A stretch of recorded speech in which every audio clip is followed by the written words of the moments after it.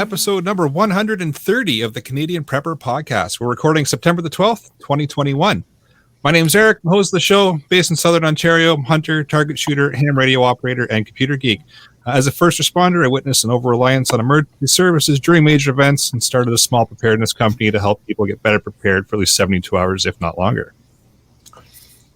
I'm Alan. I'm a safety trainer, first responder, security expert, and overall safety nerd. And I'm Jeff. I'm based in Central Ontario. I'm a target shooter, soon-to-be ham radio operator, and general overall handyman. And no, I don't have a call sign yet. Way to go, Jeff. Way to go. I'm Carmen. I'm based in BC. I'm a micro homesteader, wife, general domestic guru. I love sharing and including learning more knowledge about everything from canning to quilting to throwing an axe. And I recently got my PAL along with my restricted. So I'm, hopefully in 3 or 4 months, I'll be able to go get my boomstick. Best of luck to that. Yes. I want to go hunting.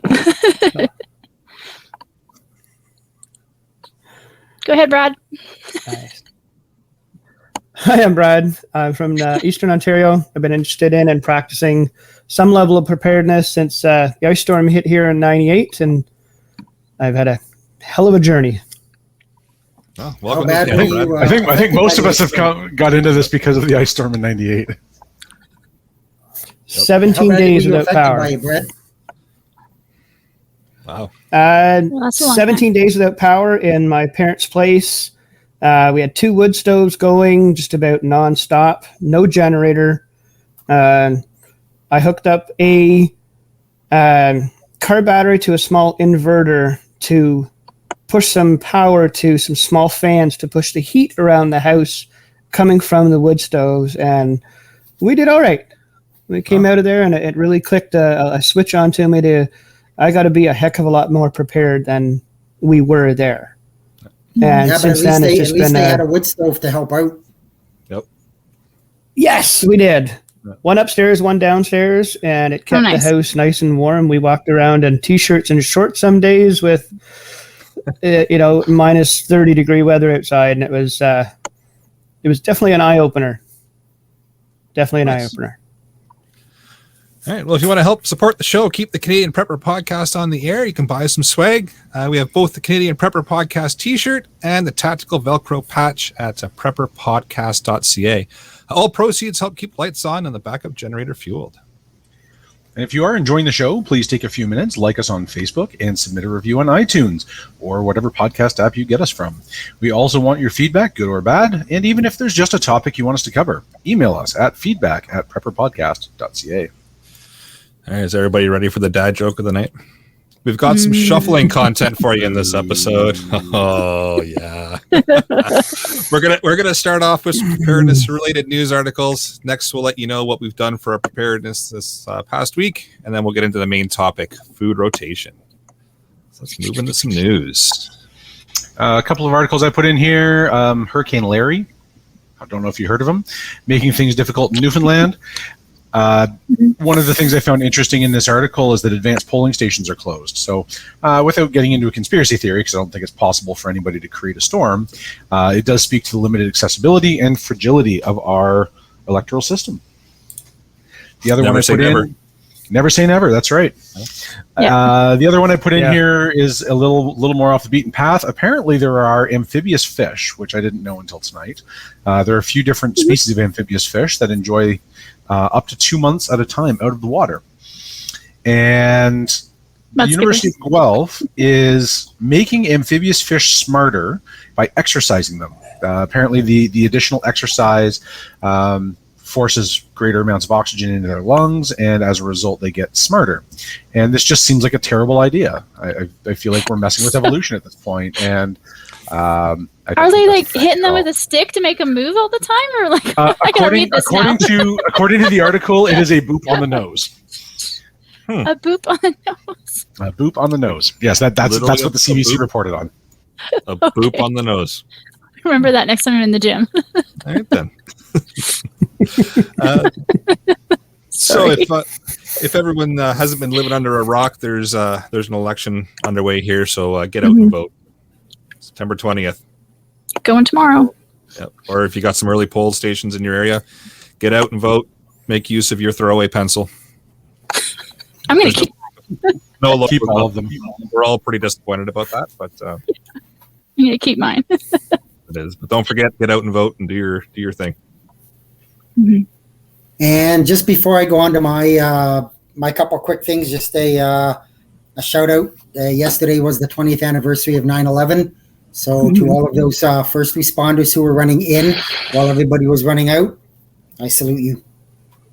All of those who paid the ultimate price. Amen. So my one thing from CTV News is they're talking about a growing risk of a once-in-a-century solar superstorm that could knock out the internet.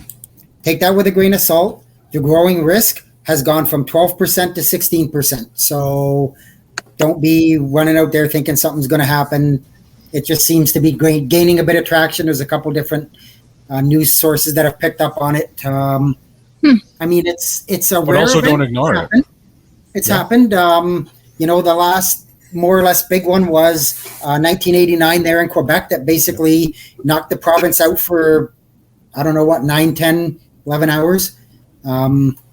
There's been a couple, back in the early days that were fairly significant. So it can Carrington happen. event. Tell us, Jeff, what happened before the internet when stuff like this happened? What were the consequences? Well, the one they said with the Carrington event was it basically burned up all of the transmission lines where they were using the Morse code in that. Telegraphs. It just burned up all their transmission lines. Oof. Yep, that's not good. Nope. And the other one, which has been an ongoing issue and probably will continue to be for a long time, and they just need other things to blame on it, is now they're laying blame on Hurricane Ida. That one that smacked New Orleans pretty hard. It's the Ministry of Plenty that is controlling that. Hurricane Ida has nothing to do with it, and don't be fooled. Poor Ida. So now they're saying it's just going to worsen the supply chain issue that was already there and already bad. So they just needed something else to complain about. So I just put a link in there from the Business Insider that they're just saying the supply chain is going to get worse. Yeah, not shocking. Malarkey. Not Nope. shocking. Nope. Well, when you consider that 12% of the oil production down there is still offline a week after the storm, that's a Ooh. fairly significant amount. Yep, it is. Mm-hmm.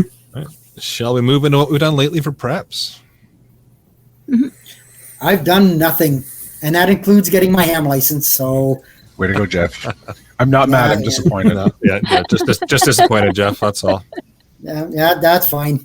No, it's all right. You got time He's yet? thought about it. No. Oh, I thought about it. I actually had an appointment that got canceled, but hey, it is what it is.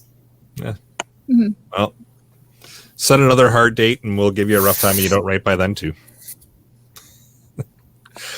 So for myself, got out for a few days. I won't admit that it was out with Jeff and a few other guys because I don't know Jeff because he doesn't have a license. But we got out the fish camp, go every year out to the middle of nowhere, got to test some gear. So brought the generator along this year, and happy to report that it runs, and it runs quite well. We got about 13 plus hours out of it on the tank of gas, and there's still some gas left in it, and made use of it by plugging the smoker into it and having some smoked ribs and chicken and pulled pork. So it was fantastic. We ate well, out but in the no middle of smoked nowhere. fish. But no smoked fish, no, because I Gotcha. didn't fish. No, Yep. But I who, fit- who I've- else can, I fished out Who of the else can- cooler. I didn't fish out of the lake. who else can claim that they're so far out in the boonies? There's no That's just as hard cell service, sometimes. no internet service, no nothing. But we had smoked ribs and pulled pork. Yep. Ugh, I love Fantastic. pulled pork. It was good. Well, I'm still canning a lot. I'm getting some meat put away recently. Went to Costco, spent more than I should probably, and I'm still canning it up. It's in the fridge right now, taking up a lot of space. So I have that tonight. We'll be finished. And stocking up a bit more in the pantry, going through a bit more, filling in the gaps, I guess would be the word now, is getting the gaps filled in. I have the essentials down, I feel, and just getting some gaps filled in at this point. And of course, my gym is now 90% complete. So I've been working out in the mornings and feeling good. It's been nice. I've been a real gym in the house again. That's fantastic. I'm really excited to be able to move my gym into its forever home. I'm getting there, which is a phenomenal segue into what I've done legally for prep. So this week I've spent all my time working on my garage. I did manage to get a stripe on my jiu-jitsu belt this week, which is fantastic. That was a lot of fun. And got some meal preps done for the week and added some cans to the back of the pantry so that we could rotate them through. Nice. That is a fantastic segue into the main topic. I planned that. Well done.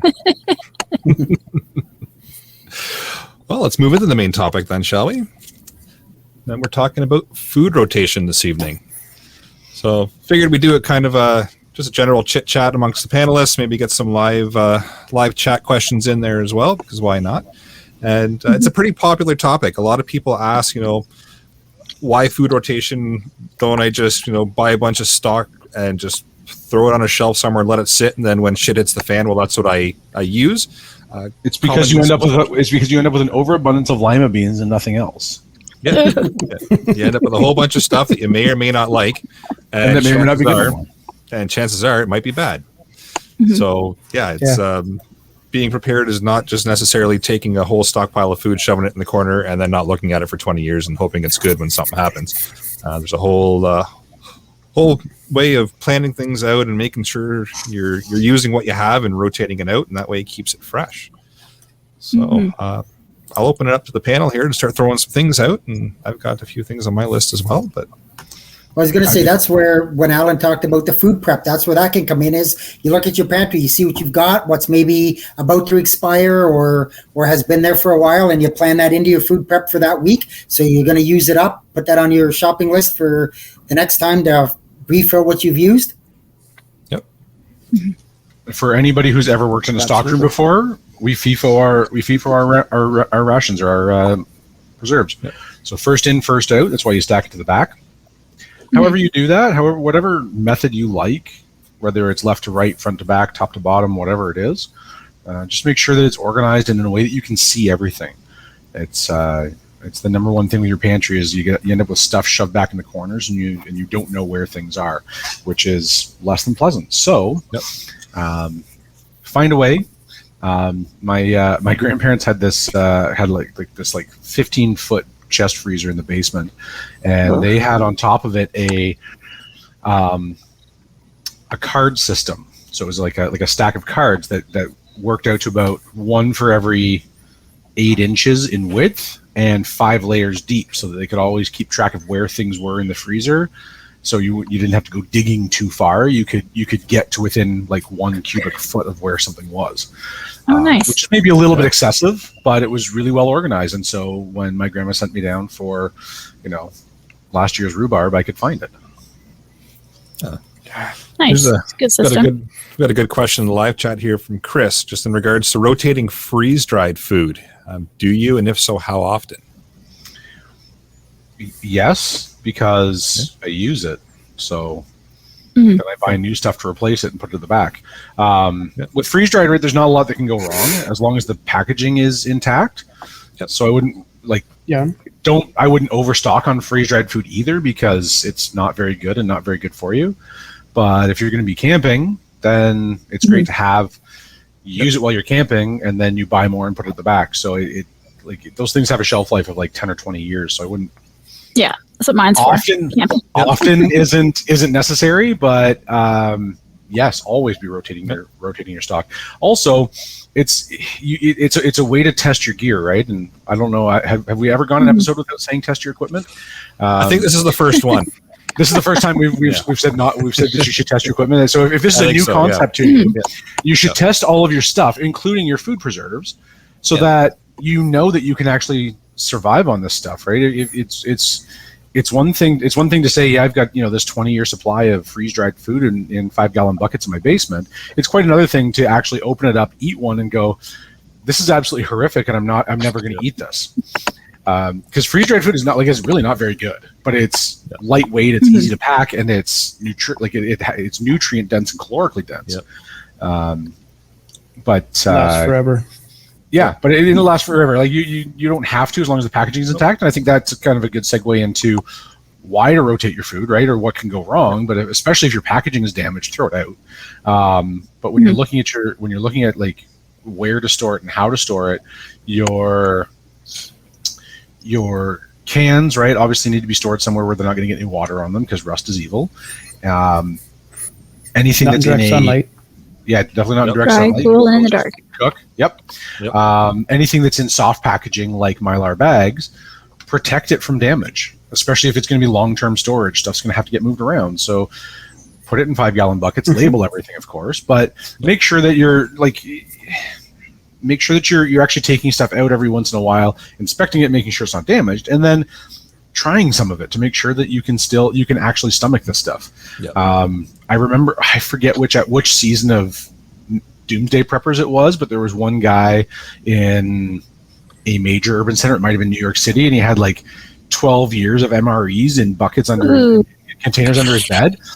And you just know that guy's never eaten an MRE before, because you can't live on those for more than about 3 days. No, not with any, like, I wouldn't call it. Yeah, it's like it's not tasty, and by day 3 or 4, your colon is screaming at you. So it's great to have a few on hand, but like, let's not count on them. They're not good.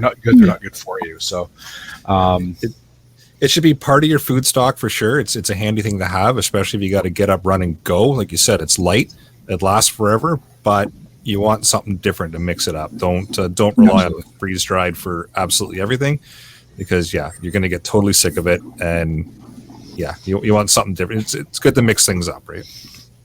Exactly. Yeah. And like, it's survival in an emergency or thriving through an emergency is 90% psychological and 10% physical. You can live, like the human body can go through for 3 weeks without food. You won't be thriving in that time, but you can go 3 weeks without food. You can't go 3 weeks eating the exact same thing. Nobody can. You end up bashing your head off the walls with the boredom and the repetition. Yeah. So have lots of variety. And again, I think we've talked about this before. Just buy stuff that you like and that you're going to eat. And just buy more of it. It's not that works into how I was taught to do pantry. Is you record what you eat for a month here, a month there kind of thing throughout the year as to what you're actually eating. You save your grocery bill basically for the whole year if you want to, and see exactly what you're buying all the time and what you're eating all the time, and then start buying more. So you have almost like a year's worth or 6 months worth in that pantry. At that point, you start rotating. I got 12 cans of beans. Well, that's going to take me a month to go through. Okay, well, I need 148 cans of beans then, 144 cans of beans then to make it through a whole year. And now I can start rotating. That's a lot of cans of beans, and people start actually thinking about it. They're like, oh, that's a lot of food, but that is what you're eating.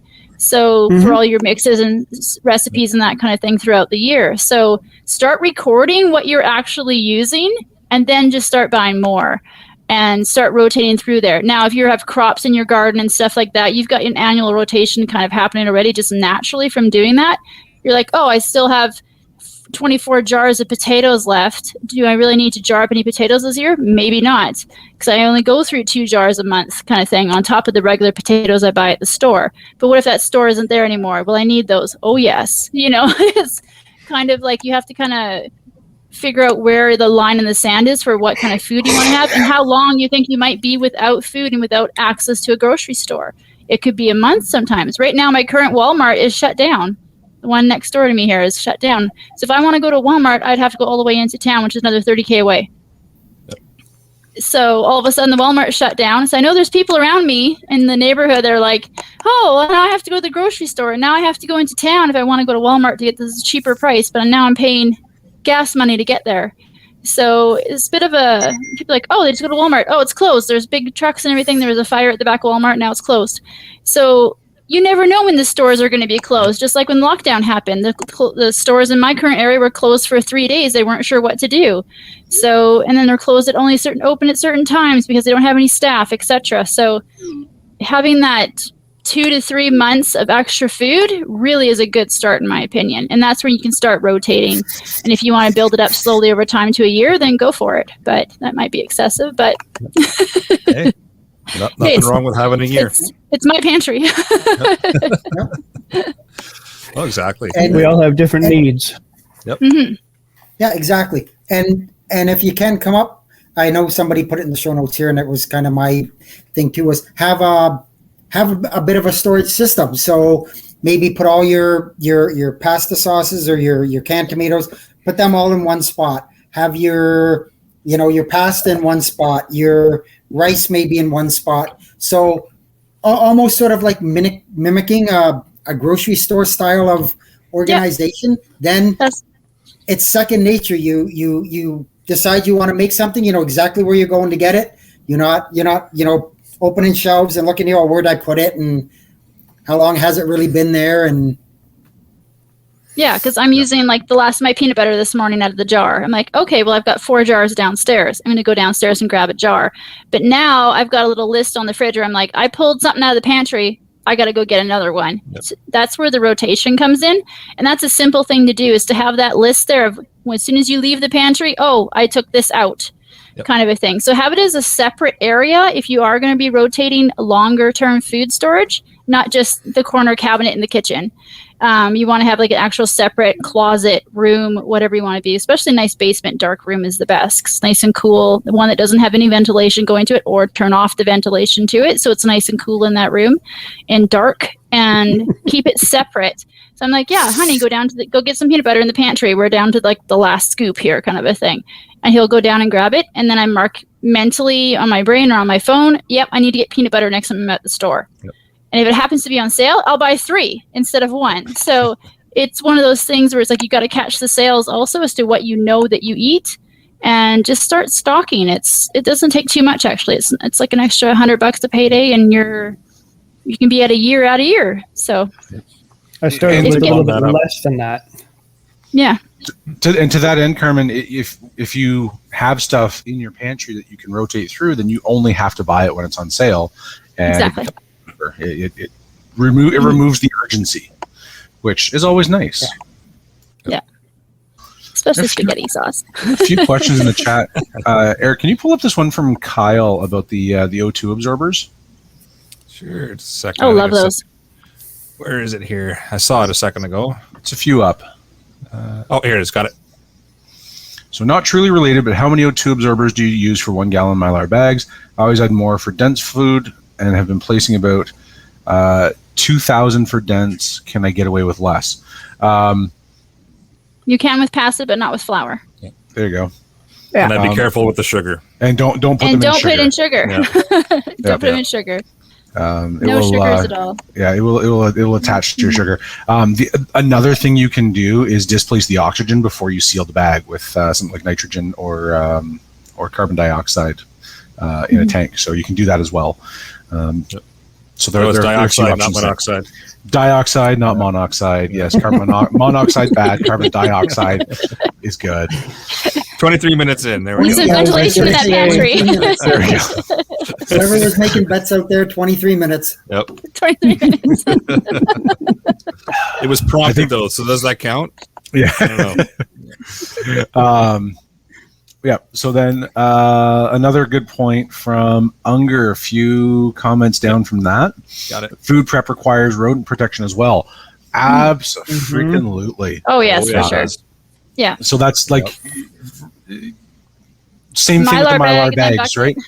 In a bucket, right? So we said the same On thing with shelf. freeze dried food. If it's not in a can, it's subject to damage. That includes pests. Like rodents. So make sure that you protect that however you can. A bucket with a good sealing lid is great. Put it up, get it up off the ground, right? Floods happen. I had a sump pump fail on me at random about a month or so ago, and had 5 inches of water in my basement. Because I am the way that I am, I had absolutely no damage other than having to replace my sump pump. But there was nothing damaged because I made sure that all of my stuff was up off the floor, and we were good to go. So yeah, when you're picking your storage location for your rotation, prior to your rotation, pick a spot where it's safe and convenient. Mm-hmm. And then there was another one even further up from Yep, I have That's to laugh Me. because mine's like down a hallway, around a corner, up another corner, and around a corner, and then open the door, and then you're finally there. For what Canadian suppliers carry first in, first out metal rack system that can sit on my HD? Now, is that Home Depot or heavy duty? Shoot me an email, alan@prepperpodcast.ca. If you can, send me a picture of the shelving system that you have, and I bet you I can find you a supplier for it. Because there are ways to make it easier, right? Especially with cans that will allow them to rotate, like allow you to kind of feed into the back and have them drop out the front. So shoot me a picture with some an email with some details on that, and I'll find you a system for it. And if it's okay, let me know if it's okay to share that to share that with the audience. We'll do a follow up on this on a later episode, and we'll talk about some ideas on that. But even if you don't have a specific system for it, leave yourself enough room. Like leave everything, leave one can height or one package height in your shelving, so you can reach to the back and push it and bring it forward. And that's kind of the poor man's way to FIFO your stock. Yeah, it's all about getting a system set up that works for you and works with your space that you have, and then actually sticking with it. That's the trick. If you don't stick with it, it's just going to fall apart. So I can tell you from personal experience, the most important factor to sticking with it is making sure that everybody in the house understands the system. Because if everybody understands the system, they are more likely to follow through with it. And if they don't, then even despite the best of intentions, they cannot keep it up. No. It's true. And every once in a while, you're going to stumble and you're going to do something differently. Of course. But you got to get back on track and carry on with the system, because it's just the way it is, and it'll keep everything freshly rotated and good to go. Organize your. Brad, being the new guy, what was your experience with the ice storm in a pantry? Did you have one? How did it work? Is that something that jumped out at you right away that was not there that should have been, or? My parents have been out in the country. Like, there's one sign in their town. It says the name of the town, both sides. There's no population count. You don't know if you're coming or going. Seriously, at that point, they had been there for over 30 years, and both my parents are mill brats, army brats. So their parents had lots of food around all the time.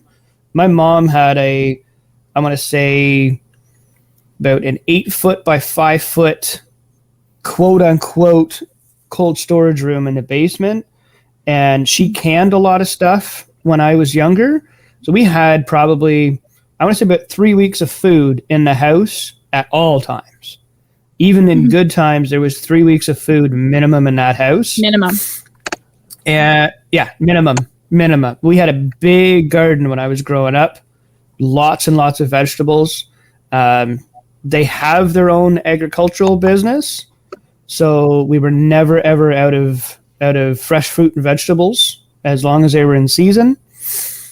We did fine. We actually had some of our neighbors who were also out of power. They came on our door and asked, "Hey, do you have some extra of this? We don't have any. We can't get to the store." Absolutely. Here you go. My mom was definitely willing to share alike with everybody. Mm-hmm. But nice. It definitely opened my eyes, like I said, to the ice storm thing. And my house now, I have a room in my basement. It was a former bedroom. I think I have 6 shelves and a couple of cabinets in there that are stocked full. I will never ever be without food and water. Nice. I still have yet to implement a good system of rotation, hence why I'm here. But labeling is king. Yep.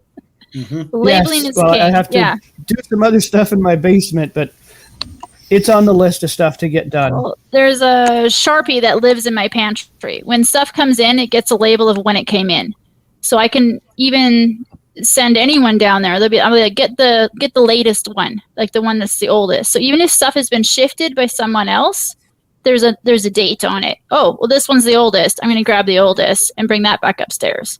Because stuff does get shifted. There's no ifs, ands, or buts about it. You start moving some stuff. Oh, I got to put some more this over here. Oh, I got 4 more peanut butters. I got to put over here, kind of thing.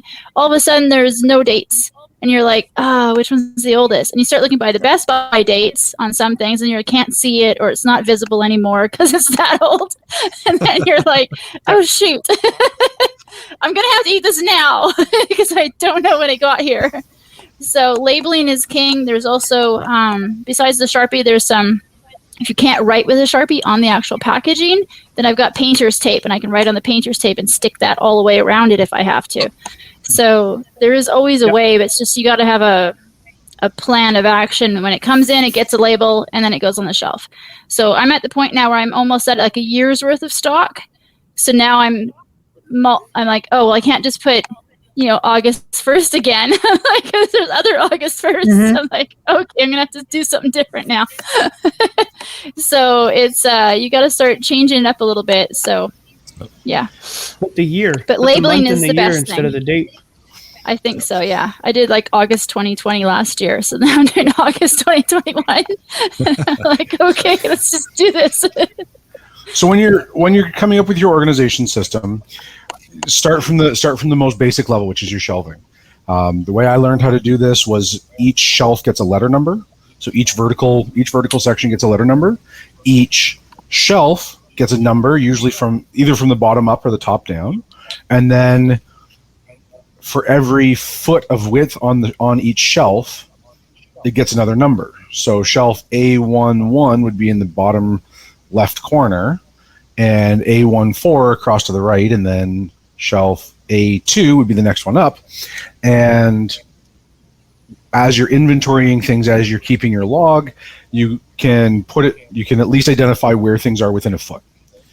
So if you want to get that technical with it, which isn't a bad idea, then you can make everything easy to find, and then you can send anybody down there. Look for shelf B2, section 3, and you'll find it there. And at least you're narrowing it down to one area when you're trying to find your stuff later. And I mean, our stuff just lives on a spreadsheet, so I can even search either by what it is or where I think it is, and I can find what I'm looking for. And don't have too deep of a shelf. As soon as you get past 18 inches, as soon as you get past that kind of arm length depth, you're never going to see what's back there, first of all. And second of all, you don't want to reach back there and get it.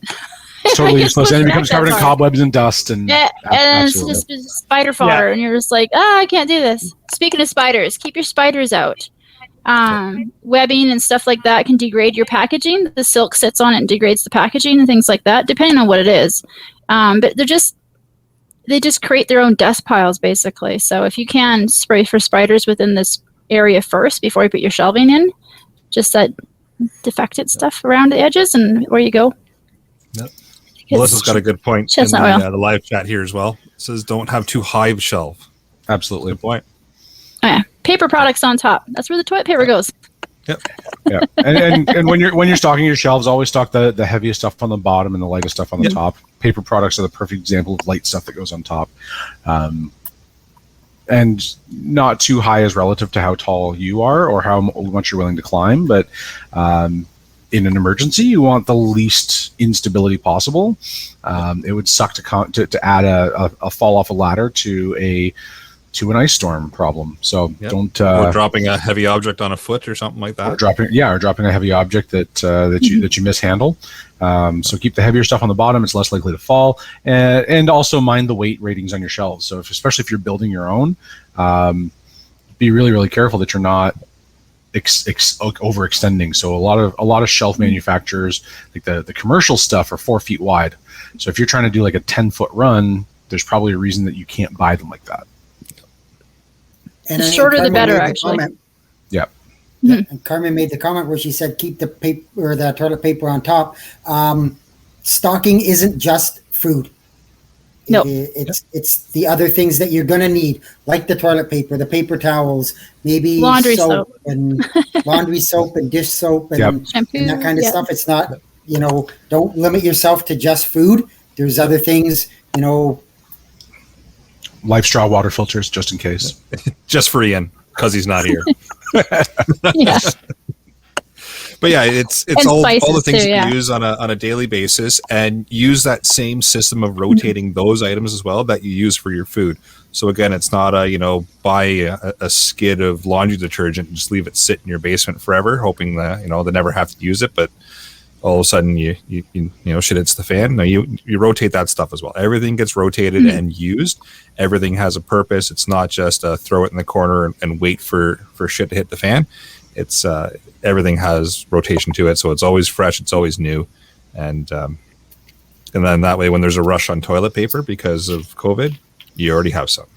I still don't understand that. I still really don't get that. Yeah, it's a respiratory illness. yeah, but it These is were what so- it is. Toothbrushes and toothpaste. Oh yeah, Freya makes a great point there. Toothbrushes and toothpaste.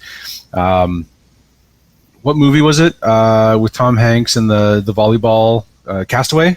Castaway. And like an abscessed tooth caused him an absolute ton of problems. Take care of your teeth. Like you don't want to make your emergency the least bad possible. Yep. So keeping all those things on hand, and again rotating through them so the most current stuff is at the front, and where it is, keep it in the same place so everybody knows where to find it. And then just however it is that you stock it, right? Like we keep all of our stuff for the bathrooms in clear bins, but toothpaste is all stocked in a row. You take from the back. We take from the back and add to the front because I find that the easiest. But just because it's in a bin, so you're not fighting against the wall every time. But that makes it easier. I think when it comes to the stocking of what's in your house, there was I wish I remember who it was. It was a YouTube video way back when I very first started thinking about stocking more than the regular stuff in the house. And the girl was like, go through your house, whatever you're touching every single day, those are the things you're going to want to touch every single day when the shit hits the fan. So your toothpaste, your toothbrush. Oh, I have an upset tummy on Friday nights almost all the time because I eat really spicy food. I'm going to need gastrointestinal issues for medications. Oh, I'm touching this toilet paper. I'm touching this paper towel. I'm touching this food. I'm touching, this, and that, and the next thing. And I did that for almost a month, just thinking of what I was touching all the time and using all the time. And that really affected what I stocked first as to what I got going in the pantry first. Because those are the things that I'm using all the time. I'm pretty sure that was Morgan at Rogue Preparedness. I'm pretty sure I remember that her video. Yeah. She was like, just and touch whatever she's you're touching in the house. but yeah. Oh, she's good. Yeah. Yep. I think that might have been her. Yeah. But it was whatever you touch, think about getting extra. And then just look for the sales. It doesn't take that long for things to rotate and come back into sale. Oh, yeah, I use this shampoo all the time. I really love it. Oh, it's on sale. I'm going to buy 2 this time instead of 1. I'm going to buy 4 this time instead of 1. everything at Canadian Tire goes on sale about 4 times a year. So if you miss this sale, you just got to wait 3 more months and it'll come around again. And we should all know by this point to not buy anything at full price at Canadian Tire. I hope we know that. Yeah, I just got my cabinets at $135 off. So exactly. The clearance price is the real price. Darren's got a good point in the live chat here. Stock clerks don't always follow the first in, first out, so check the dates before you buy. Absolutely, and that's also a hint, right? If you're putting something away for longer term, maybe don't grab the one that's at the front of the shelf. Yeah. Especially if you're getting a case of something, feel free to take from the back. And I'm sure that my local grocery store owner is losing his mind for me saying that. But as long as you're neat and tidy about it, don't be afraid to take from the back from them as well. Freya, the next comment down from that one, just after Darren's there, she says about you use your clothes every day. This is another factor where, I have extra clothes set aside. I have extra fabric set aside. I have extra sewing needs and things like that set aside. If I had to, I do know how to make my own clothes. I do know how to make my own jeans. They'd be like pajama pants jeans, but they would still be jeans. I do know how to do those kind of things, but a lot of people don't think about that. Like your clothes are going to wear out eventually. What are you going to do when there's no Amazon or Walmart to go buy a pair of cheap jeans at? It's going to be, how do I make fabric? How do I do this? I'm going to have to talk to the lady down the road with sheep. You know what I mean? So it's going to get a little weird if it ever got that bad. But I think at the same time, if the stores do close for a little while or the supply chain stops, okay, well, an Amazon t-shirt is going to turn into $100 item. No, Yep. I'm going to buy it at $10 right now and have it in my closet, and I'm fine for the next couple of years, hopefully. So she made a good point there, actually. That's a very good point. Oh, And she has shoes, another one. too. She's got another point here about pet food. It's a good idea. It's Pet it's food definitely some is- part of your yeah. plan. Pet food is hard because there is a lot of grease in pet food, even the kibble. So it doesn't last that long. Out of the research that I've been doing, I'm better off canning fish or cheap meat on the side and having that for longer term if I needed to, and rotating that through with dog food, beef kind of a thing. Because the actual kibble itself will go bad after 6 to 8 months, even if it